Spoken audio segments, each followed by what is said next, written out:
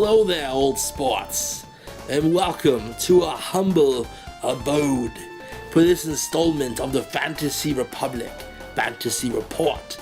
This is Long Dan Silva, the intellectual scourge of the fantasy seas. Yo! Oh.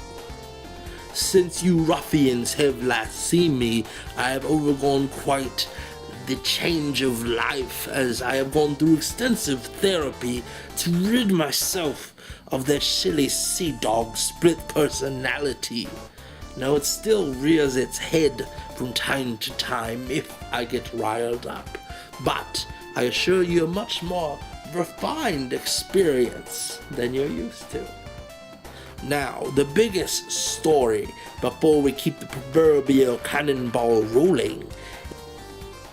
I can't spell proverbial! Is that the Browns traded Trent Richardson in the middle of the night to the Colts out of nowhere, causing ripples across the fantasy ocean that have yet to be fully felt. We will attempt to grasp the ramifications as we dive into the analysis this week. Now, after last week, I was able to use my superior logic and good looks to predict 5 of the matchups correctly, which puts me in the lead against my fellow fantasy analysis. Those scurvy cohorts! Now, without further ado, it's time for the matchups for week 3. It's Albany Parkinson's against trusty Alfred Master Wayne. Now, Matt Dawson's Parkinson squad scored well last week, but tasted defeat anyway, while Lynn's trusty Alfred Master Wayne had a disappointing scoring week, but scored the close win. This matchup looks pretty balanced on paper, even if Matt will be without Eddie Lacy. But with Deshaun Jackson finally facing a good cornerback in the Chiefs' Brandon Flowers, I expect Jackson to come back down to earth. And on Lynn's side, I see a big performance out of trusty Alfred Morris and Hakeem Nicks, propelling Lynn to victory in a 3-0 start. Now, the hot doggies will face blood spillers, gore makers. Yes, the battle of the 1-1 teams is also a battle of former fantasy champions, and it's going to come down to running back and quarterback battle. All those Matt Stafford and Doug Martin combo will face Oscar the Professor, RG3, and Mr. Blood Spiller himself.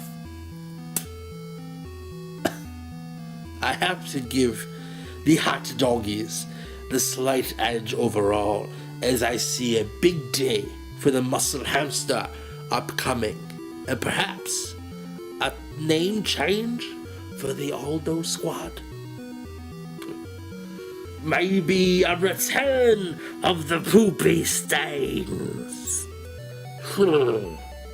It's local 703 boy against It's Always Sunny in Philly.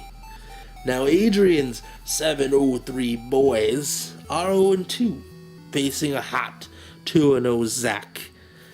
Now, It's Always Sunny in Philly, and Zach has the wind in his sails with 2 high-powered receivers and Shady McCoy flying high in the Chip Kelly offense.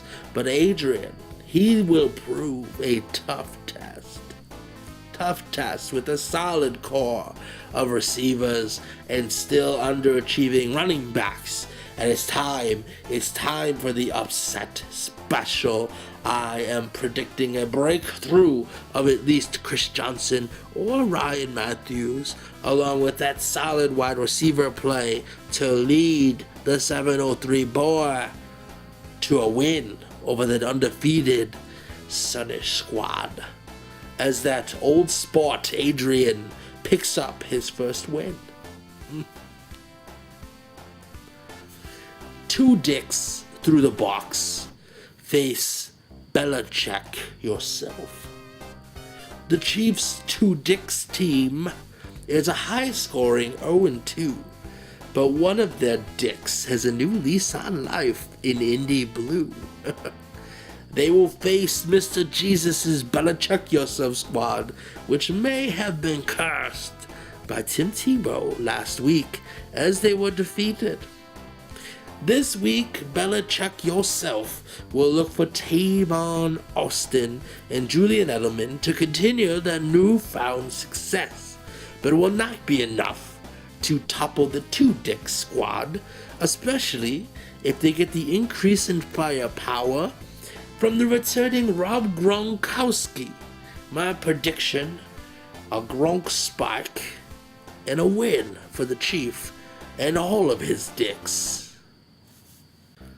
And now, it's Charles No against Beans Deep. Matt Segovia's high-scoring Beans Deep team are 2-0 and will be facing Dan's struggling 0-2 Charles No team. Now, the firepower on Beans Deep is sort of scary, but with Ray Rice and Andre Johnson banged up, there's a crack in the beam that Dan's team can exploit. But the biggest issue may be that Ahmad Bradshaw will be taking a seat to the newly acquired Trent Richardson. He's not a fan of the trade. Now, assuming Jamal Charles can run up a big day. You better run, Charles.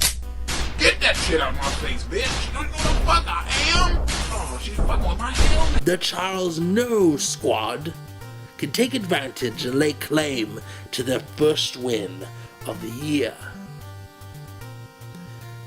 The Orange Julius will face ABP on MVP ADAP.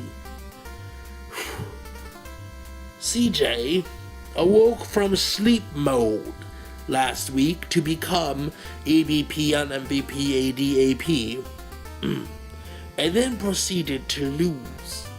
Meanwhile, the Bob-led Orange Julius lost by only 1.2 points after losing the previous week by 0.2 points. That's worse than a case of the raging scurvy, me matey. Arr! Well, not really. CJ looks to be leaning heavily on Vic and his namesake Adrian Peterson again this week, while Bob is so ready for a change that he may just bench Hottie McNaughty Tom Brady. I do think this is the week that the Orange Julius finally puts the nail in the coffin, and helped along the way by a waiver claim James Starks. He will chip in for a high-scoring week overall for the team that will crush CJ's team and leave CJ wondering what happened after Cleveland stuffs Adrian Peterson, making CJ's new team name all too true. Jermichael BenjarvusFitzed against the Bridgeport Bruisers. J-Sex and his Bridgeport Bruisers rode beast mode all 33 of his points to a win last week, while Beth said it was all over for her team name and changed it to Jermichael BenjarvusFitzed and proceeded to win. Yes, now you can mistaken sneezes for Beth's team name. This week, the Beth Sneeze team has both Arian Foster and Darren McFadden facing tough matchups, while those Bruisers have Peyton Manning and Marshawn Lynch facing lush, awful defenses. Manning and the Beast Mode Unleashed should be enough to make sure Beth is fixed, even if he's got kickers on his bench, as she faces her first loss. And now it's time for the matchup of the week, as the Brute Squad faces Schroeder Brower Beer. And now for the matchup of the week. In honor of Talk Like a Pirate Day, here's our special guest analyst.